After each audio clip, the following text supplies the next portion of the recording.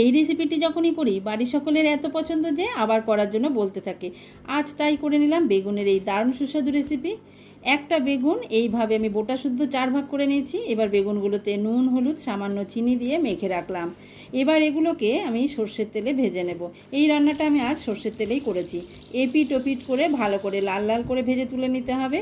এক পিঠ হয়ে গেলে অপর পিঠ তুলে আমি ভেজে তুলে নিলাম। এবার কড়াইয়ে আরেকটু তেল গরম করে শুকনো লঙ্কা কালো জিরে ফোড়ন দিয়ে একটা কুচানো পেঁয়াজ দিয়ে একটু লাল লাল করে ভাজা হয়ে আসলে আদা রসুন বাটা, জিরে গুঁড়োটা দেখানো হয়নি, জিরে গুঁড়ো 1 চামচ, হলুদ লঙ্কা গুঁড়ো নুন দিয়ে মশলাটা একটু কষিয়ে নিচ্ছি। আর এর মধ্যে 3 চামচ ফেটানো দই দিয়ে নাড়াচাড়া করে দিয়ে দিলাম স্বাদ মতো চিনি আর চেরা লঙ্কা। তেল ছেড়ে এলে আমি গরম জল করে রেখেছিলাম, 1 কাপ গরম জল দিলাম। এবার ফুটিয়ে নিয়ে বেগুন ভাজাগুলো ঝোলের মধ্যে দিয়ে কিছুক্ষণ আঁচ মিডিয়াম করে দিয়ে রান্না করে নিতে হবে। নামানোর আগে গরম মশলার গুঁড়া ধনেপাতা কুচি দিয়ে দিলে রেডি বেগুন